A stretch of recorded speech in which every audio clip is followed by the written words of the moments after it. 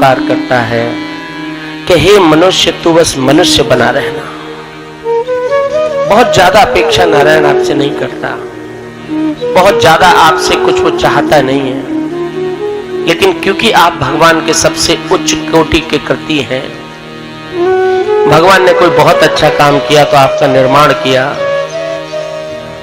तो उनकी प्राथमिकी अपेक्षा जो है, जो पहली बहुत प्रारंभ की जो चाहत है, वो ये है कि हे मनुष्य, तू बस मनुष्य बनना रहना। मनसा वाचा कर्मणा। लेकिन कई बार हमारे जीवन में ऐसा समय आता है जब हम पूरा पूरा झूठ नहीं बोल रहे होते हैं, पर हम झूठ बोल रहे होते हैं। जब हम पूरा पूरा सच नहीं बोल रहे होते हैं, पर हम सच बोल रहे होते हैं। इसे मिश्रित वासना कहते हैं। जब आप किसी को दिखाना ये चाह रहे हो कि मैं सच बोल रहा हूं, लेकिन आप असल में सच नहीं बोल रहे हो, ये मिश्रित वासना है। भागवत जी में सुखदेव मुनि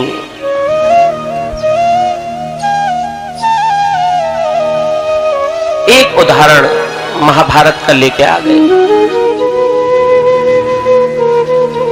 उन्होंने बताया महाभारत के युद्ध में जब भगवान कृष्ण ने युधिष्ठिर से कहा कि युधिष्ठिर, द्रोण आज बहुत पराक्रमी हो रहे हैं और वो हम सबको नष्ट कर देंगे, पांडवों की सेना का बड़ा नुकसान हो जाएगा। यदि तुम ये कह दो उनसे कि अश्वत्थामा मारा गया,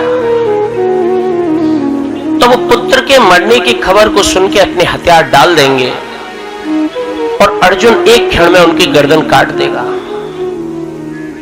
युधिष्ठिर ने कहा, लेकिन मैं तो हमेशा सच बोलता हूं, मैंने कभी झूठ नहीं बोला है। और जबकि उनका पुत्र मरा ही नहीं है, क्योंकि अश्वत्थामा नाम का तो एक हाथी मरा है, और जो द्रोण का पुत्र अश्वत्थामा है वो तो मरा ही नहीं है। तो मैं ये कैसे कह दूं कि गुरुदेव आपका पुत्र अश्वत्थामा मारा गया? युधिष्ठिर बोला, भीम से बुलवा लो, ये बोल देगा। भीम बोलने को तैयार भी था। भीम बोला, मैं बोल दूंगा, मुझे कोई आपत्ति नहीं है। कृष्ण बोले, तुम्हारे बोलने से काम नहीं चलेगा, तुम्हारी बात को कोई सच नहीं मानता है। केवल युधिष्ठिर बोलेगा कि हां अश्वत्थामा मारा गया, तो द्रोण मानेंगे। भगवान ने फिर से युधिष्ठिर से आग्रह किया कि क्यों ना एक बार आप कह ही दो, क्योंकि और किसी की बात वो मानेंगे नहीं। युधिष्ठिर फिर से अपनी बात पर अड़ा रहा कि नहीं नहीं, मैं तो झूठ बोलता ही नहीं हूं, मैं तो सदैव सच बोलता हूं। आप अर्जुन से बुलवा लो, नकुल सहदेव से बुलवा लो, मैं ये कैसे कह सकता हूं कि गुरुदेव का बालक मारा गया? भगवान बोले, किसी की मानेंगे नहीं, तुम्हारी मानेंगे। और यदि युद्ध का पासा पलटना है तो तुम्हें असत्य बोलना पड़ेगा। देखिए तो सही, ठाकुर जी जबरदस्ती उससे झूठ बुलवा रहे हैं। ठीक ऐसे ही जब हनुमान जी लंका से आए थे सीता माता की खबर लेके, तो रामचंद्र जी ने उनकी बड़ी तारीफ करी, ये देखने के लिए कि ये क्या समझता है कि ये अपने बल से लंका गया और वहां से सब खबर लेके आया है, या ये भी स्वीकारता है कि बल तो मेरा था, गया तो केवल ये था। बहुत प्रशंसा करी हनुमान की, पर हनुमान संभल गए और उन्होंने कहा कि नहीं नहीं, आप मुझसे फिर से इस माया जाल में न फंसाइए। ठीक वैसे ही भगवान युधिष्ठिर की परीक्षा ले रहे हैं, और ठीक ऐसे ही ठाकुर जी रोज आपकी भी परीक्षा लेते हैं। आप यदि अपने जीवन में कभी देखेंगे तो उसमें से बहुत कम नहीं तो 80-90% आप अनावश्यक मिथ्यालाप करते हैं, जो बोलना आवश्यक भी नहीं है। कोई आपसे कहेगा मैं आपके घर आ रहा हूं और आप उससे मिलना नहीं चाहते, तो आप कहेंगे हम तो घर पे है ही नहीं।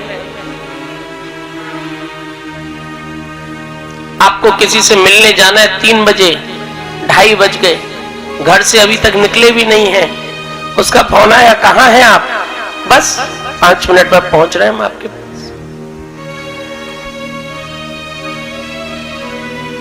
तो अनेकों बार ये जो मिश्रित वासना है कि आप उसे नहीं बताना चाह रहे कि आप घर से अभी निकले नहीं हैं,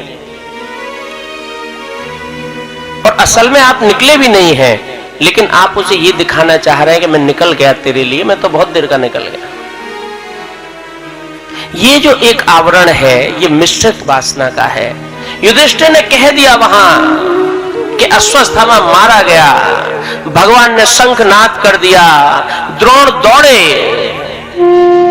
उन्होंने पूछा कि युधिष्ठिर मैं किसी की नहीं मानूंगा, ये सारे लोग कहते रहे, तुम कह दोगे कि अश्वत्थामा मारा गया तो मान लूंगा। युधिष्ठिर ने कहा अश्वत्थामा मारा गया, हालांकि हौले से पीछे यह भी कहा था गुरुदेव वो हाथी मारा गया है, लेकिन वो इतना धीमे कहा कि उसे सुनाई न दिया। भगवान कृष्ण से पूछा क्या मेरा पुत्र मारा गया? भगवान कृष्ण ने आंखें मूंद ली, उनसे चतुर तो कौन हो सकता है, वो तो दोनों तरफ से जीते थे। एक तरफ उन्होंने युधिष्ठिर का अभिमान भी क्रैक कर दिया और दूसरी तरफ उन्होंने महाभारत का युद्ध परिणाम भी पलट दिया। तो जब आप एक बनावटी उधेड़-बुन में जाके और कोई अपराधी हो जाते हैं, उसका कोई न्याय नहीं है। क्या माथे की बिंदिया, मंदिर का ध्वज, ये घंट पखावज केवल दिखाने की चीजें हैं क्या? अरे माथे की बिंदिया, माथे का तिलक ये बताता है कि आप किसी घर की अब इज्जत हैं। जब कोई देखता है आपको तो आपको आदर की दृष्टि से देखा जाता है कि ये किसी के घर की शान है, इसको बड़ा आदर देना पड़ेगा। आपकी बिंदिया केवल एक कोई लाल रंग का टीका नहीं है, वो आपकी माँ के संस्कारों की भी एक भनक है कि माँ ने किस तरह से पाला है। और यदि वो तिलक गुरुदेव का है तो वो आपके सारे संस्कार बता देता है, आप किस कुल गोत्र से हैं, किस संप्रदाय से हैं, किस समाज से हैं, एक पूरा परिचय है आपके माथे की टीका।